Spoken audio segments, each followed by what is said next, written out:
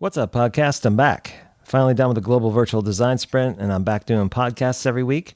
Got a new one for you this week about Iain Thackrah. He's all about growth design and innovation. He's based out of Leeds, in the United Kingdom. He's a former teacher. He's basically all about problem solving and facilitation. He is the acting design director of Collaborative Design Company. He is also the product and growth lead for Agility Scales. He's a busy guy.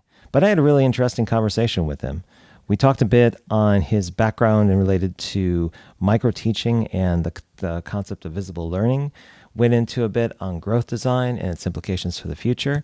Overall, I thought it was a pretty good conversation, so hopefully it's enjoyable for you.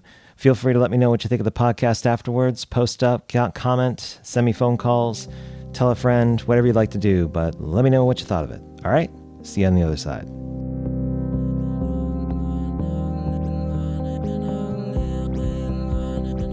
So Iain, thank you very much for coming on to the Dallas Design Sprints podcast. I'm looking forward to talking to you. That's when you say great to be here. That's why I'm supposed to start talking. I was like, how long is this intro going to go on for? Yeah, great to be here. Yeah, thanks for having me, Robert. No problem. You are the design director at Collaborative Design Company, which is your own company that you've been doing for a couple of years. Yes. And you're also part of a startup called Agility Scales. You're the product and growth lead there. Why don't you give our audience an idea of what you're all about, what you're endeavoring with those two engagements, and what you're busy with? Yeah, so Agility Scales is a remote startup that Jürgen Appelo of Management 3.0 fame, he started that up 2 years ago. We're slowly building out a knowledge sharing platform for agile coaches. So it's basically a way of agile coaches sharing best practices, learning from each other and helping each other, because it can be quite an isolating job, the life of an agile coach. So building a mobile first platform, and that is currently in beta testing. It's going pretty well, but startup, it's always about funding. And then Collaborative Design Company was launched at about the same time, and that's my private venture into growth design, very heavily focused on growth design. And I work with clients all around the world, offering kind of growth interventions, advice, workshops to help them understand how to grow their business and also to help them do it as efficiently as possible. So how did you get started in growth design? My role in my journey into growth design has been pretty long. I started teaching in 2008, so my background is in education as a teacher. Before that, I spent a long time at university studying psychology and philosophy. But when I arrived at teaching, I was really amazed at how we were taught what to do in terms of being a good teacher.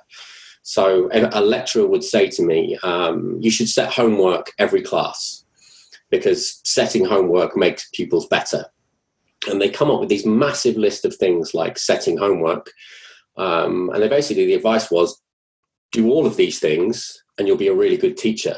And the more of these things you did, the better the teacher you would be.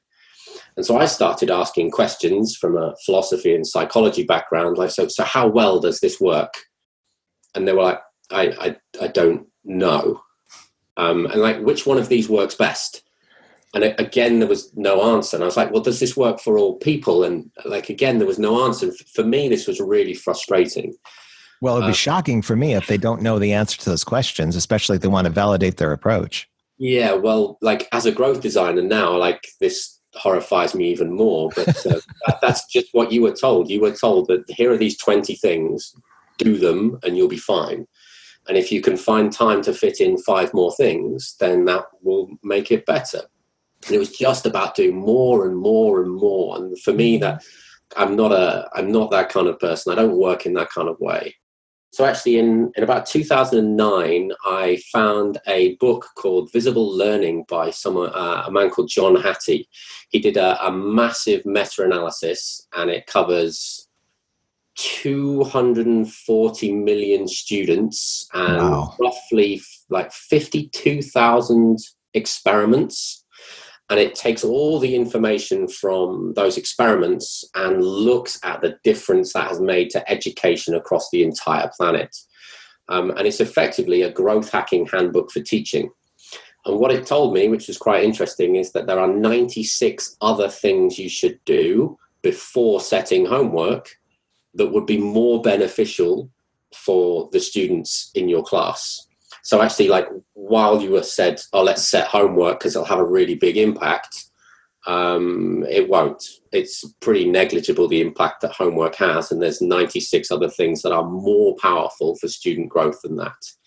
And this really struck a chord with me. So I took it and I ran with it, and I did it for about 8 years, that ideating, prioritizing, experimenting and analyzing interventions with children, measuring the results, seeing which of these things worked, seeing how well they worked. And then in 2017, I think, probably, when I finally found Hacking Growth by Sean Ellis and Morgan Brown, that was when I realized that I'd been growth hacking for 8 years. And that, again, had kind of really resonated with me. By which time I'd left teaching, joined a startup and started my own consultancy. So yeah, that's how I came. It's a long journey, but yeah. So let me inquire with that a little bit, because I have a keen interest in education as well, having a 6-year-old son and looking at the different options he has for acquiring knowledge and kind of learning the process, or I'd say really enjoying learning for learning's sake. When you were going through those experiments in terms of understanding how students would better obtain knowledge, what were some of the experiments you ran, or what were some of the hypotheses that you had when you were in this space earlier? It's hard to remember the specific statistics that go with it. But there were two things that came up with really high impact scores. One of them was teacher credibility, and the other one was micro-teaching. And these are two things that I took on board and I experimented with quite heavily. So micro-teaching is where you get one of the members of the class to teach everyone else in the class. And that's incredibly powerful. Unfortunately, you can't get children to buy into that unless you can really sell the value of it. And that's where teacher credibility came in. So I spent a lot of time explaining to the children why I was doing these activities before I did them. So I took the visible learning book and I explained to them what it meant. I explained to them how it worked. And they were like, oh, well, can't you just give us a lecture on it? It's much easier if you give us a lecture on it. And I'm like, well, I could do that, but it won't benefit you. It won't benefit me, and it'll be a waste of an hour. So let's spend half an hour doing this micro teaching and more time doing something else than we would spend on a lecture. And by using that teacher credibility and that combination of micro teaching, it led to an increase in results. Performance the following weeks on test scores vastly outperformed their previous scores and their previous growth patterns. And so it was just things like that. I mean, not everything works with every child. There's a huge number of things that were tried and kind of failed. Some things I don't even know how to do. So they just went basically straight off the list. But just trying those things out with groups of children, seeing which ones they liked, seeing which ones they responded well to. And if they did, double down on it. So if it's going well, okay, micro teaching worked last week, so we'll do 2 sessions of it this week. Okay, that worked really well. Okay, we're only doing micro teaching for the whole rest of this semester. And then they would outperform their peers in other classes, in other groups, in other cohorts because of that. So when you eventually left to start your own company and work in a startup, what was the thing you were most proud of? I did a lot of ski trips.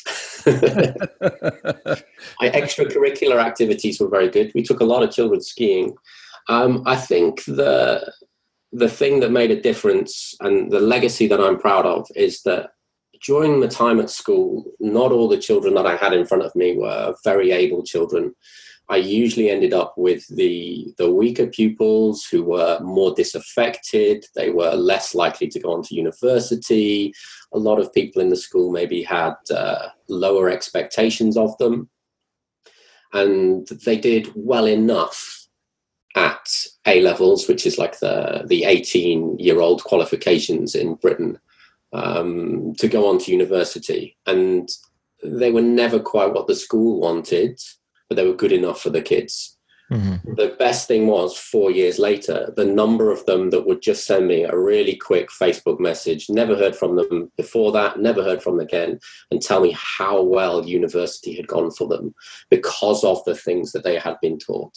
So my legacy, the thing that I was most proud of, was not necessarily what I did in the school, but what the children did after they left.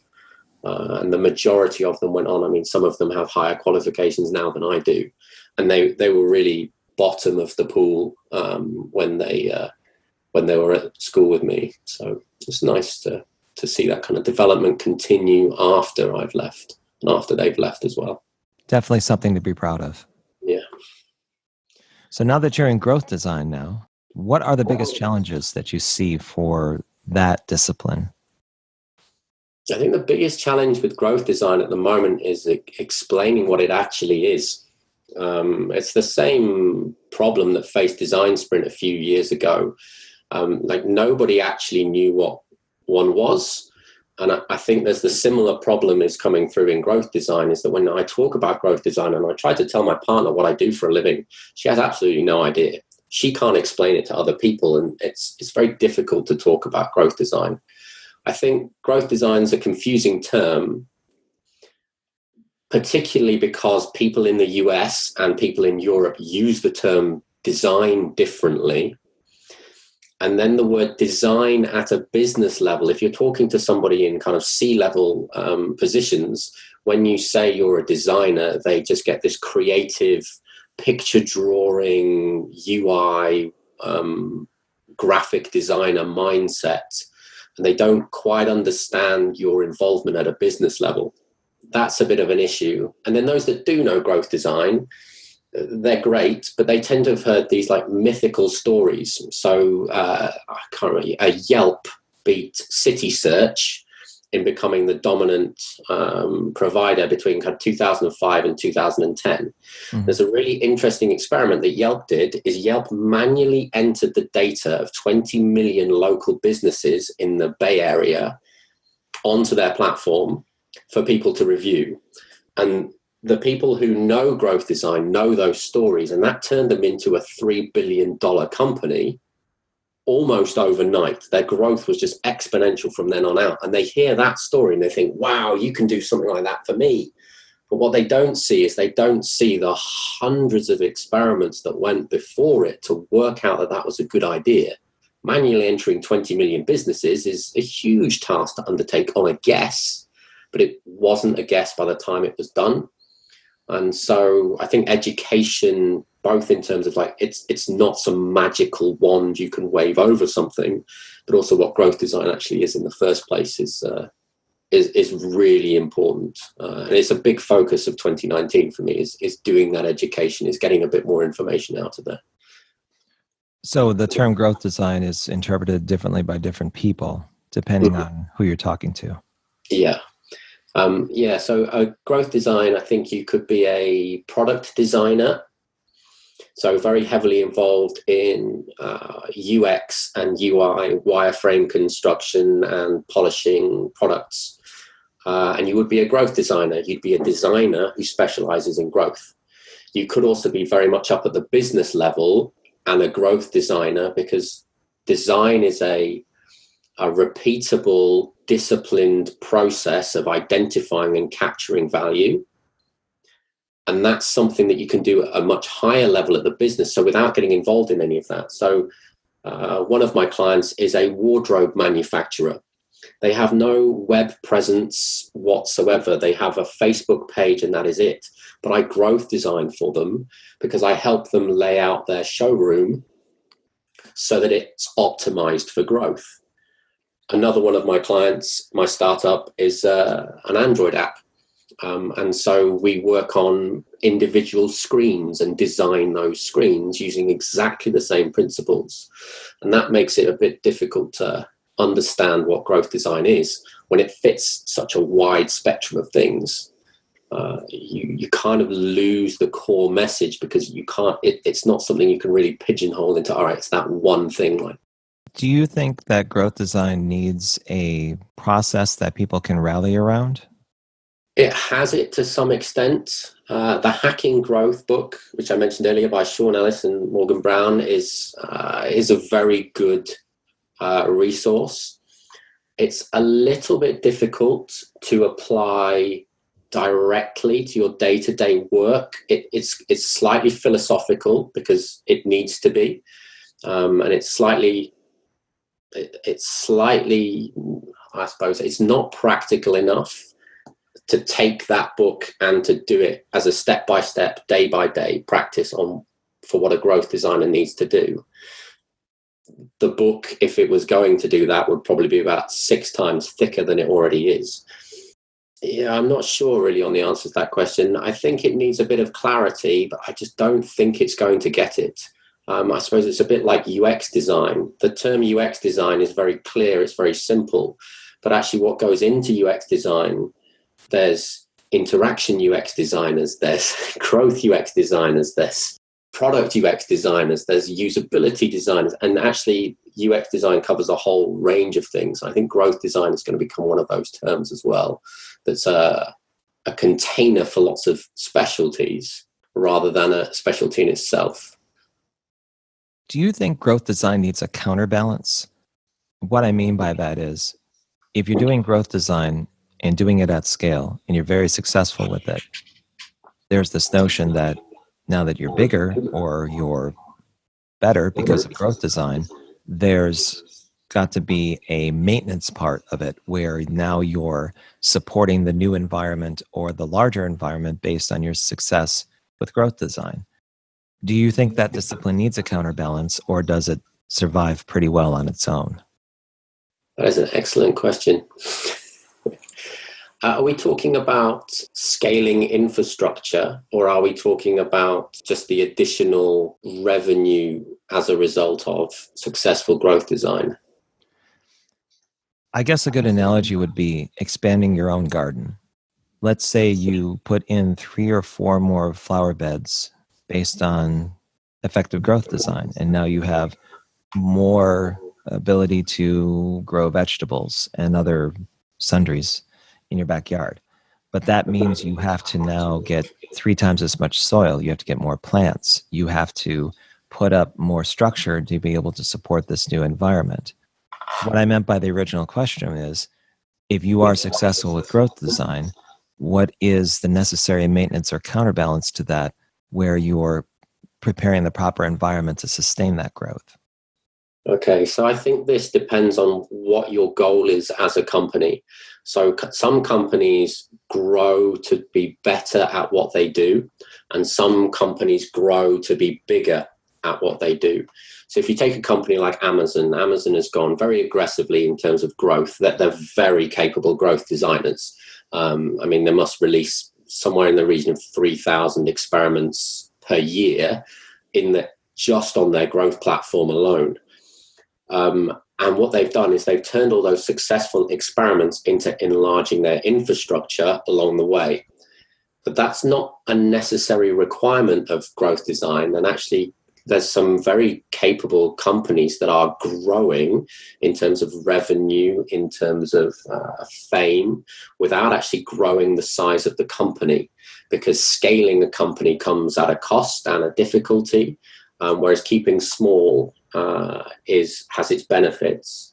And you can actually grow a company without growing the number of people or the infrastructure required. And that's a business decision.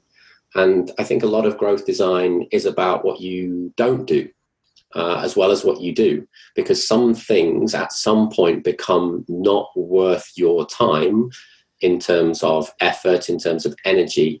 You only realize that by finding something that works better. So if you have product A and product B, you've got an e-commerce platform and you've got a social media platform.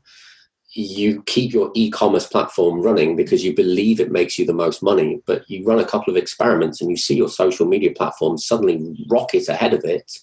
The question is not, do you enhance your e-commerce products? You just decide to drop it because it's not doing what it's supposed to be doing. So you streamline your efforts. So whatever it is you're doing works at its highest capabilities rather than trying to do everything.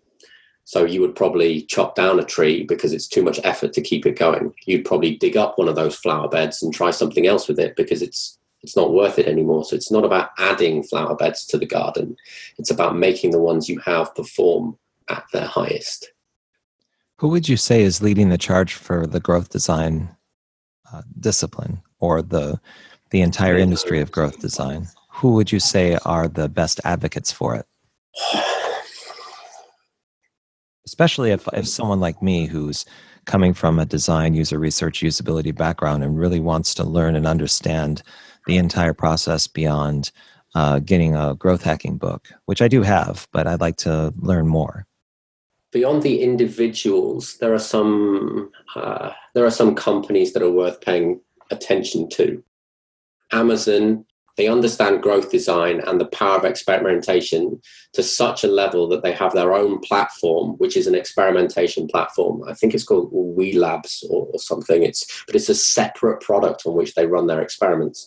So they've created an entire team, an entire product that allows them to experiment without affecting their main business. Companies like Airbnb, Uber, although you have to start to wonder when we talk about Uber because they are very good at growing. They're not very good at growing in an ethical fashion. I'm not sure if that's fair, but any of these companies that come up and they just turn up and they seem to turn up out of nowhere, you can usually examine them and find the growth experiments that led them to be where they are now. And that's a very interesting thing to do, is to say, this company is huge. Well, how did they get there? Because it wasn't luck. Now, I've heard this company called Collaborative Design Company that's over in Leeds has a pretty good handle on what's happening with growth design. Yeah, if I ever wanted to find out more about what this company was doing and showcasing about growth design, I wonder where I could go online to find out more. Where could I go, Iain? Yeah, that's a very good question, Robert. I should do a bit more self-promotion. It was that last question a leading question to get me to bring up my own company. I'm British. No, of course not. I'm only just referencing like this amazing company I've heard of out of Leeds that really speaks to growth design. That's written about it. That's hopefully going to have some sort of, I think, a video interview blog sometime in the near future, where they're talking to other people about growth design. I think that's in the works, but you would be the authority on that. I'm not sure if that's happening. Yeah. So the Collaborative Design Company is a great company.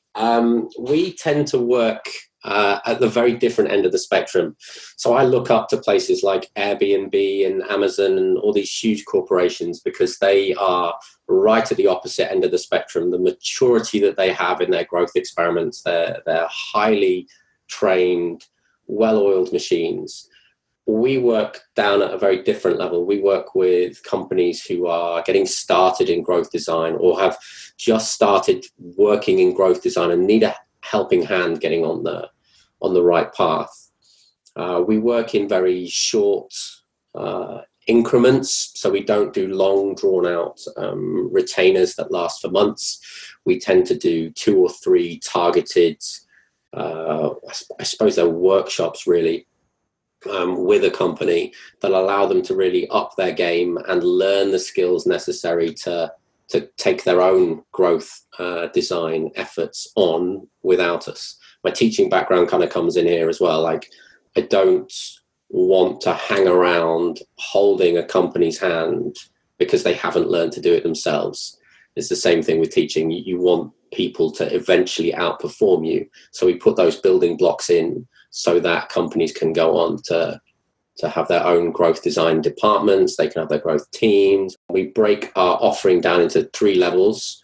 at the base level. So the first level is just about setting up a growth team, getting to know what a growth experiment is, and some very basic tracking of growth experiments. It usually takes about 2 to 4 days. Some people have started calling it a growth sprint. I don't know if that term is going to take off yet, but that's what people seem to be using at the moment. And it's very simple, it's very low level, and for most of the companies I work with, this is enough. Just that growth sprint to get them thinking in terms of growth. We do awareness of user journeys, prioritization. We design and prioritize simple experiments, and then we give them the tools to kind of track that. After that, we do kind of level 2 and level 3. There where things get really interesting as far as I'm concerned. We look at persuasive patterns and data analysis. Do you offer something similar to the Lightning Decision Jam where it's an hour of time but gets to some of the main activities that you could potentially do in, say, like a growth design sprint or something with growth design that's probably not as intensive in terms of like either the data or the planning, but gives a taste for what the activities are like? Yeah, so a growth sprint itself doesn't take very long once you know how to do it. So it'll take maybe 2 days to go through it the first time, but actually it only takes kind of 2 hours once you know what to do, where to look, how to do some of the activities. It's a really short process. So it is a little bit like a Lightning Decision Jam in that it's very simple prioritization. It has to go a bit more in detail into the solutions than a Lightning Decision Jam. But we offer that. We do some free workshops where we will just offer up public workshops for people in the evenings, or we'll drop into companies and help them out. We'll just do that for an hour and a half to get a taste of what it feels like to think in terms of growth. And then if people are interested in finding out more, well, then there's more to offer.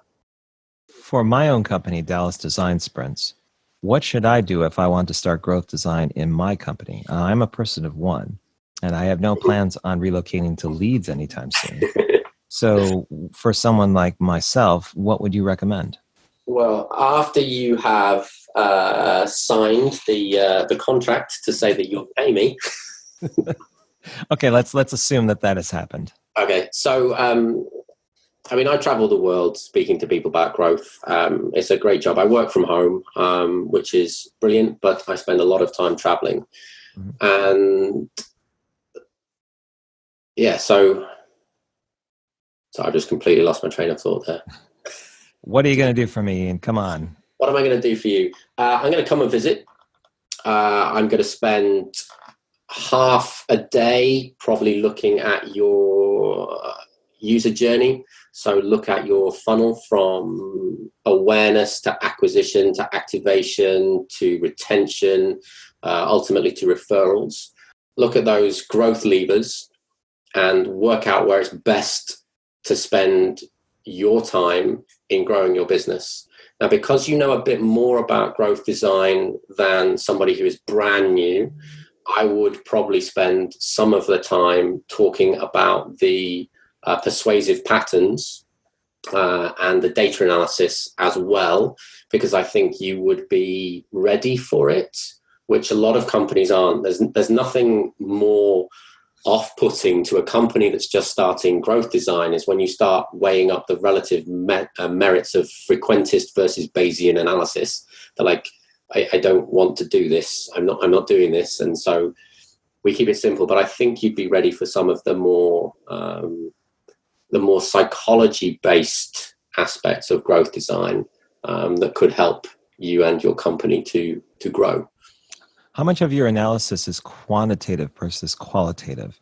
Does it depend on the engagement, or do you have a certain formula you start with and then adjust based on what you hear are the problems or the aspirations of the growth design that a company wants to implement? In terms of identifying the target areas and the areas of priority, they are done from an expert perspective. And so a conversation with you would be enough to get started. So we wouldn't need any data.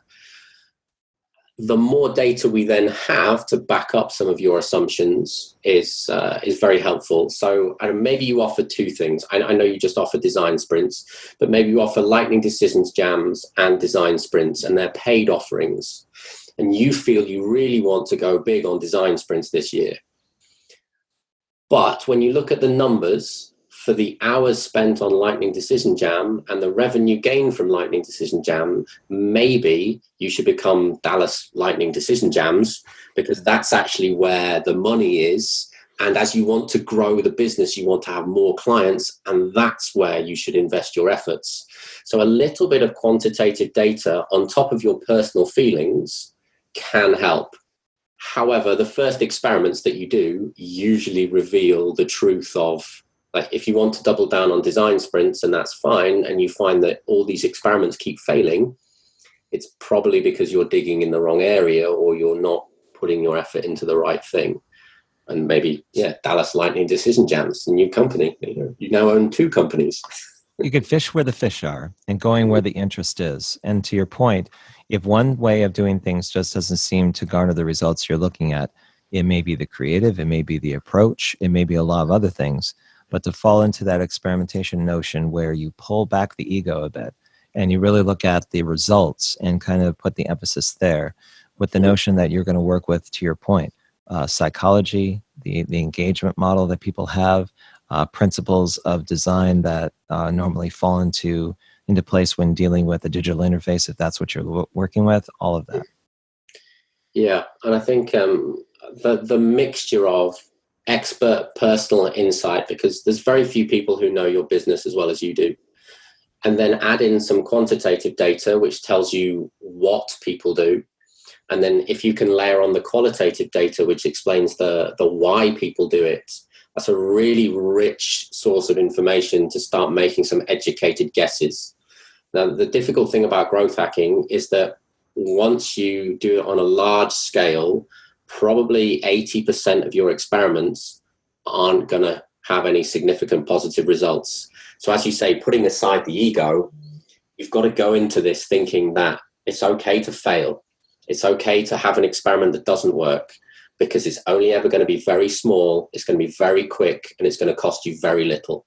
But it means that you can do 5 experiments in a week and succeed, rather than doing 5 experiments over the course of a year and succeed, because your company might not last that long. If you can't get that learning quick enough, money at some point is going to run out. And so doing it quickly, without ego, willing to say, that didn't work, never mind. Okay, let's try this one. That didn't work, never mind. Oh, this one works, is really important to growth design. Really framing the expectation, to your point. Okay. Yeah. Well, Iain, if people want to know more about you and your company, if they want to find out more information, where should they go online? So Instagram is currently my main platform of conveying information. It's a Collaborative Design Co., which is the username, which is fairly straightforward. Other than that, we're going to start branching out into some YouTube videos over the course of the next few months.